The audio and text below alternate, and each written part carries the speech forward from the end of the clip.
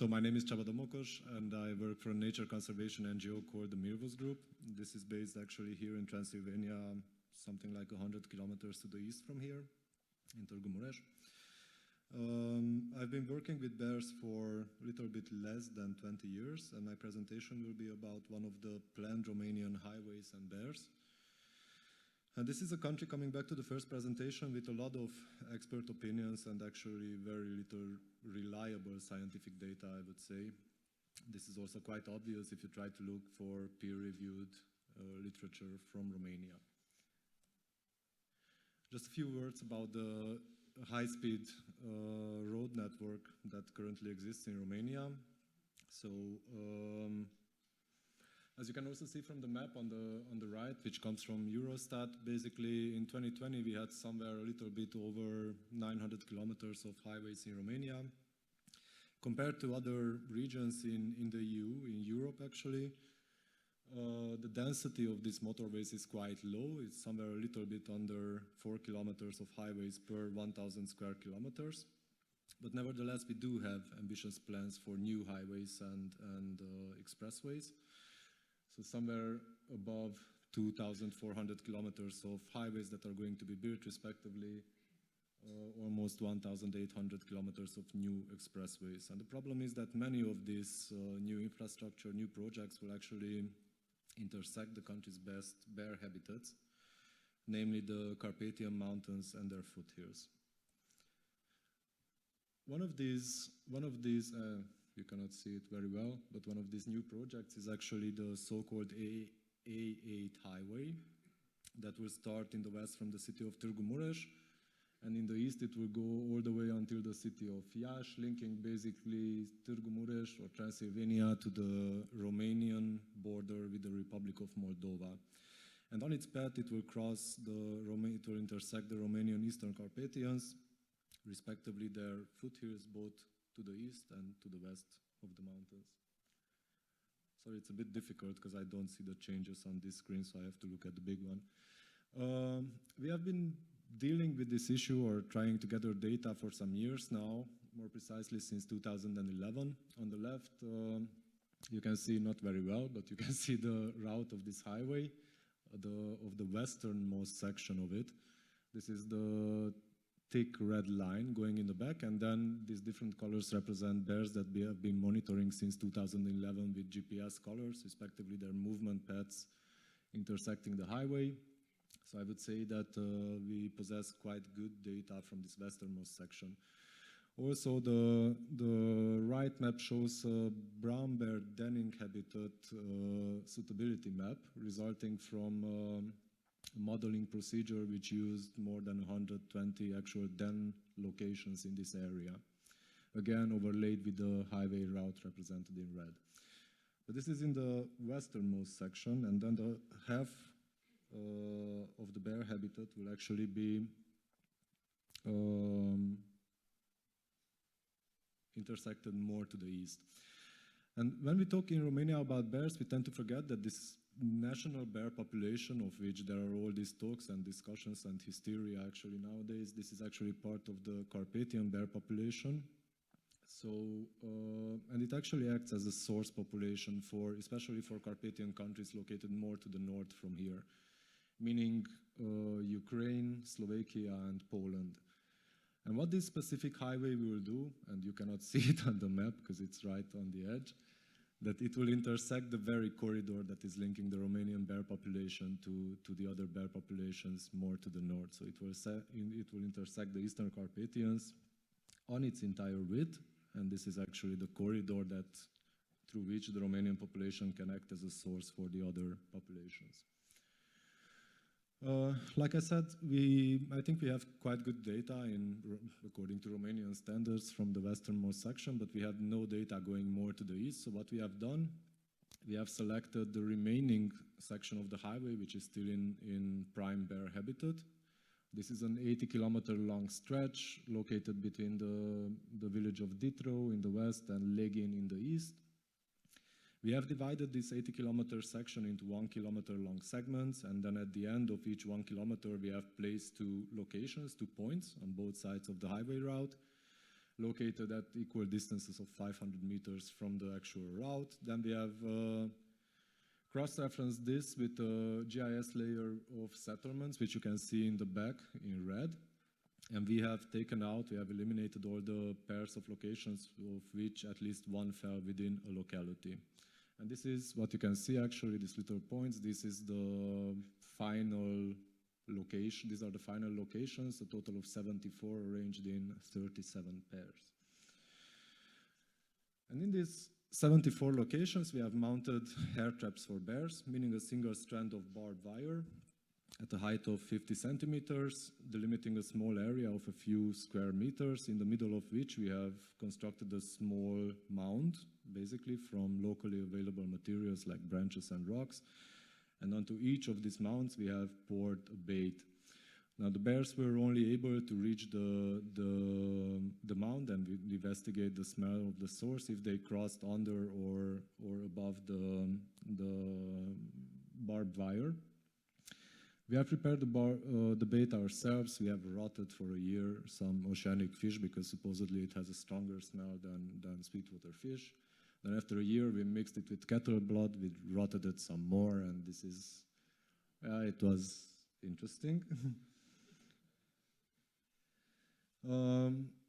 Yeah, so we have mounted the hair traps, and each of these hair traps was checked after a total of 70 days, 17 days, in order to avoid the degradation of the genetic material. If we have found hair on the barbed wire, then we have already on the field had a selection process. So if the hair obviously came from a bear, then we have collected individually the samples. If it came from an animal that we were unable to determine, we have again collected the samples. And if it obviously came from another species, like a non-target species, then we have noted the species and discarded the sample. And I will not say more about this. The idea is that these were then sent to Germany, to the Senckenberg Research Institute for Genetic Analysis. We have performed monitoring for a total of 3 times in 2014, 17, and 2020. In 2014 and 17, and you can already see a map, basically it's the same locations. I don't know how well you can see it. So little empty circles mean locations where we have mounted the hair traps, but these were not effective, so not for bears at least.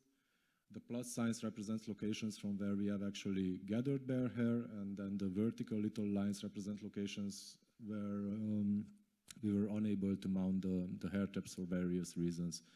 In 2014 and 17, we have mounted in both years a total of 68 of the 74 traps.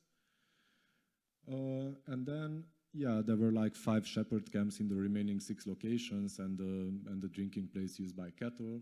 And then in 2020, we have mounted a total of 71 traps because 3 of the shepherd camps have moved away in the meanwhile. And these traps stayed active for a total of almost 10 calendar years, actually, within the 3 survey sessions. We have collected bear hair samples in all 3 sessions from a total of 20 of the 68 hair traps, plus there was 1 station which was active only in 2020, and that also, I mean, from the 3 stations active only in 2020, from 1 we have also collected bear hair. We didn't have any location that was successful in all 3 survey sessions. We had 14 successful in a single session, and then 7 successful in 2 sessions each. And the successful traps were located both to the north and to the south of the future highway. And they were basically in all habitat classes that we have surveyed. So in pastures, mixed forests, conifer forests, respectively deciduous forest. And within the 3 surveys, we have collected a total of 45 bear hair samples. But I forgot to mention, because of all these expert opinions in Romania, this is supposedly one of the best bear habitats in the country. Of course, we have also collected hair from other species as well, and most frequently actually from dogs, not Dobermans like in that picture, but rather shepherd dogs and dogs coming from the villages, because a lot of these locations are very close to localities. And from the wildlife, from wild species, most frequently we have encountered, like from the non-target wildlife species, we have encountered wild boars. From the 45 bear hair samples, we were, genotyping was successful for 3/4 of the samples.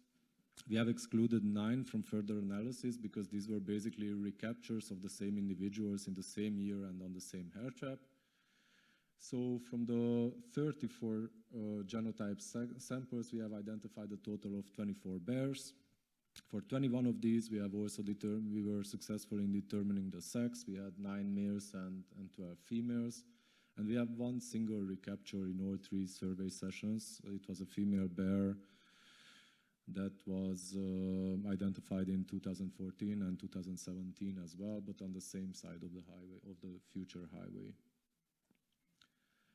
And from all these 24 bears, only one was unrelated to all the other animals. We had bears that were related to 1 bear, to 2 bears, to 3 bears, respectively to 4 bears.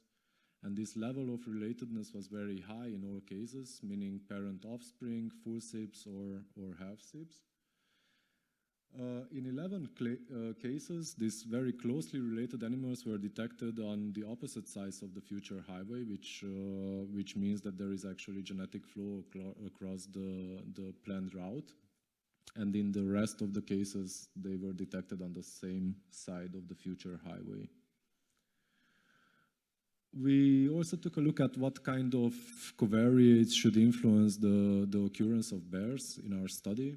And basically, we found that habitat and distance from the nearest settlement did not play a significant influence, which is interesting because 15 of the 20 hair traps were located very, very close to human localities. Instead, we found terrain ruggedness index and longitude as really significant for bear occurrence, meaning that basically all the successful hair trap locations were located in the western part, and we had basically nothing in the east.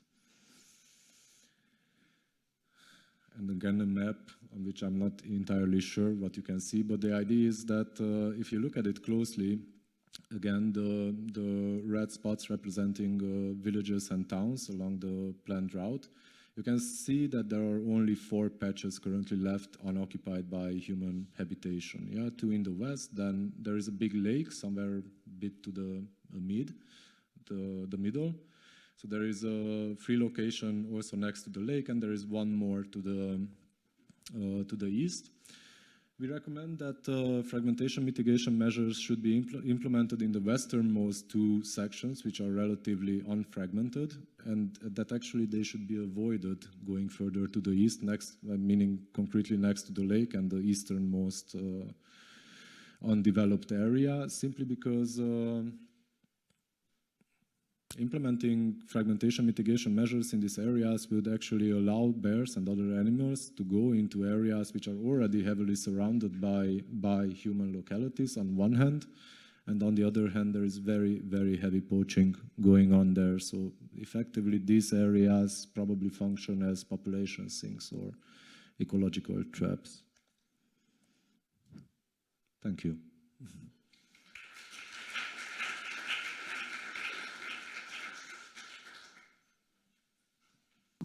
Thank you very much. So 45 bears were identified, if I understand correctly. 45 bear hair samples, and we were able to identify 24 only from the 45 samples. So do you have an idea of how many bears are actually in that area?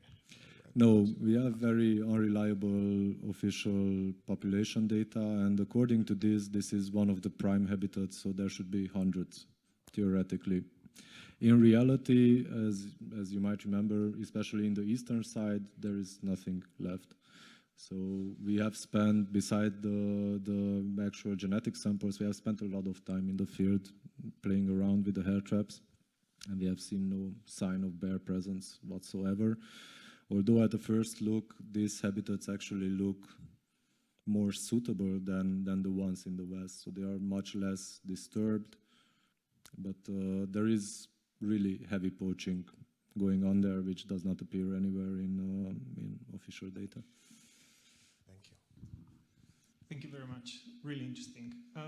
Why not focus on the poaching then?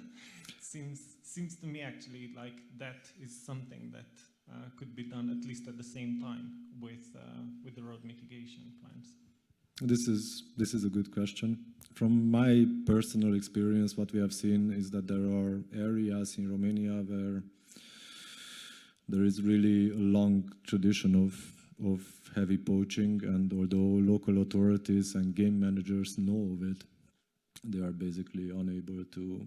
But to give you an idea of the gravity of the situation, so we have seen bear poaching basically happen while we were mounting the hair traps.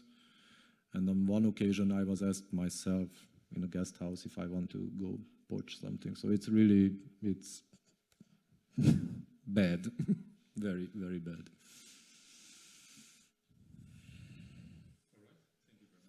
Thank you.